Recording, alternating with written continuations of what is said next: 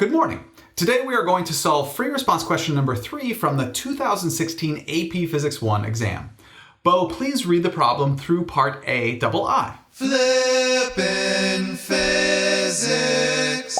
A long track, inclined at an angle theta to the horizontal, has small speed bumps on it. The bumps are evenly spaced a distance d apart, as shown in the figure.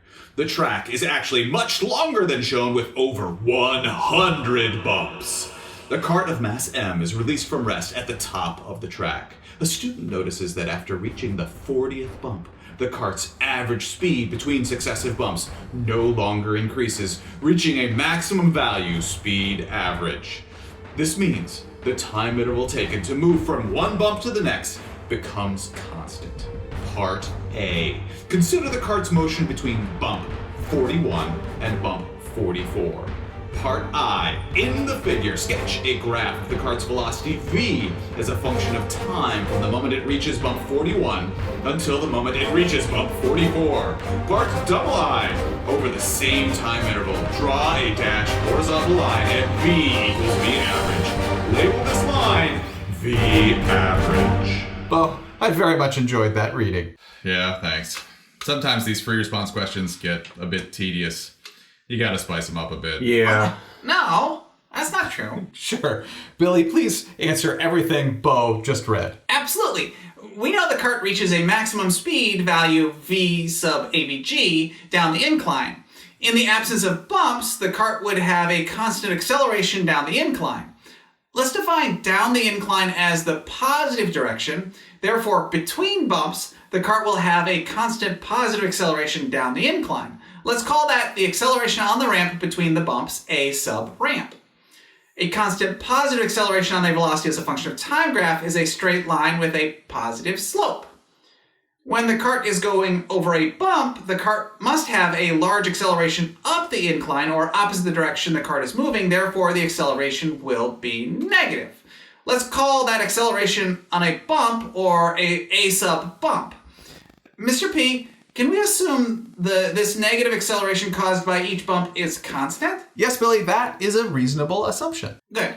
Then a large constant negative acceleration on a velocity as a function of time graph is a straight line with a large negative slope.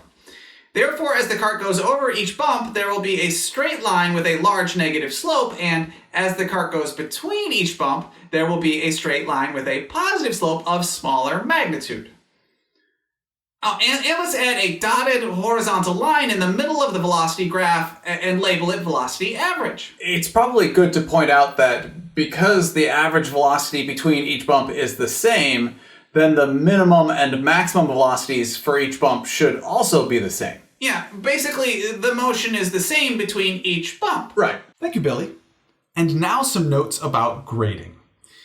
Be aware that 1 point is earned for this graph for having a minimum positive value that is the same for each bump, and 1 point is earned for having the same maximum value in each cycle that occurs near the bump times. In other words, the grader must be able to see from your drawing that the maximum values are equal and all the minimum values are equal. Bobby did mention that, however, if you are not careful with your drawing, you could lose points there. And if you are struggling with the drawing because you are a terrible artist, you can always add a note indicating what you are trying to draw. For example, all these minimum velocities have the same value and all these maximum velocities have the same value, just as an example. Also, 1 point is earned for your average velocity line if it is horizontal and consistent with the graph drawn, even if that graph is wrong.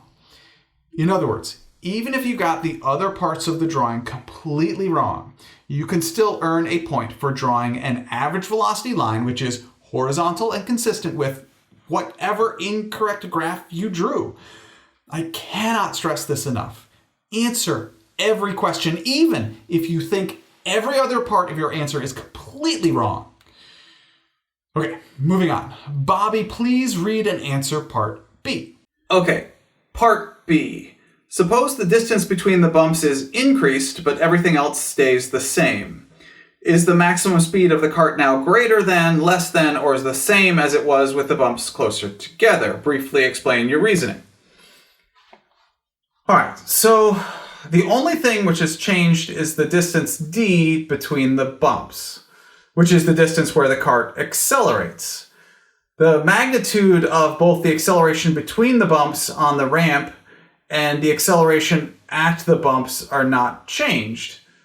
So then, because there is a larger distance for the cart to accelerate between the bumps, the cart will be able to accelerate to a larger final velocity before each bump.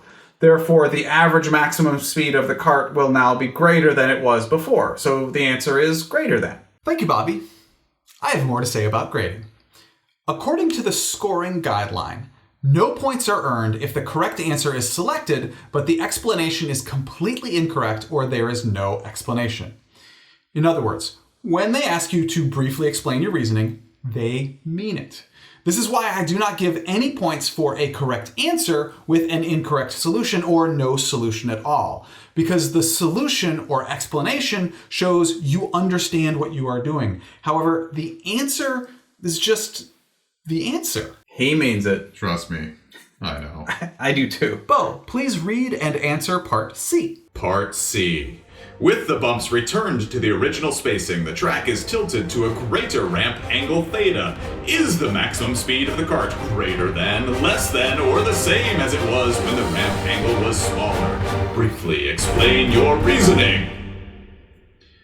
Well, we are resetting everything to the original ramp and changing the ramp angle theta. This will change the magnitude of the component of the force of gravity, which is parallel to and down the incline.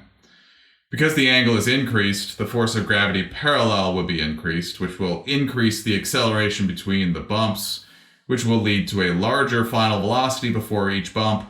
Therefore, the average maximum speed of the cart will now be greater than it was before. The answer is, again, greater than. Thank you, Bo. Billy, please read and answer part D-I. Part D.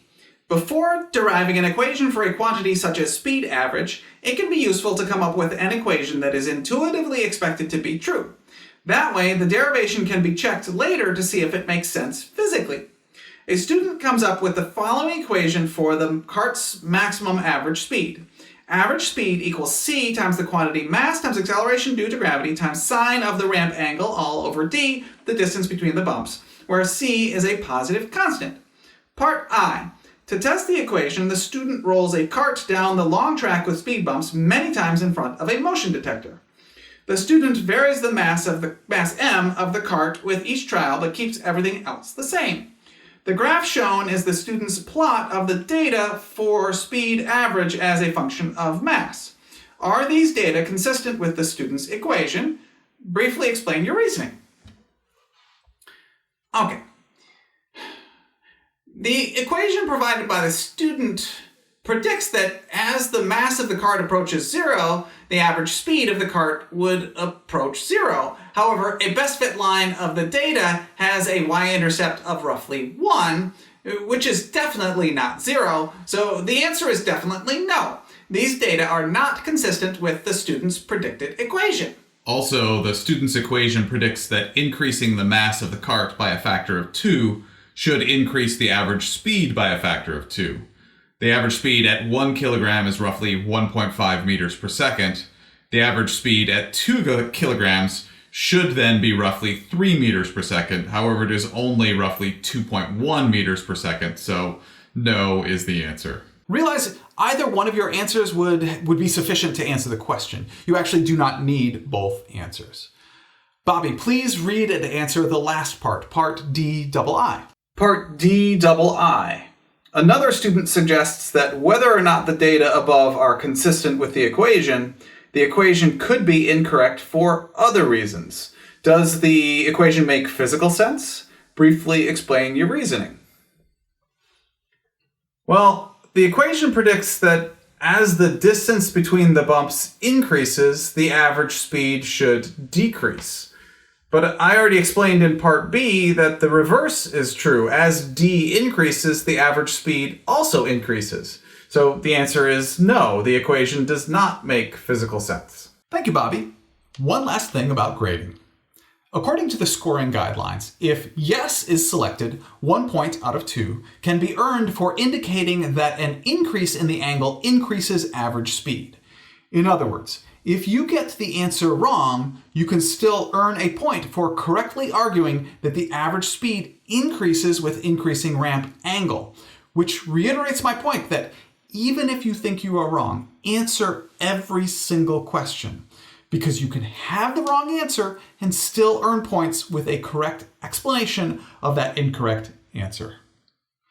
Thank you very much for learning with me today. I enjoyed learning with you.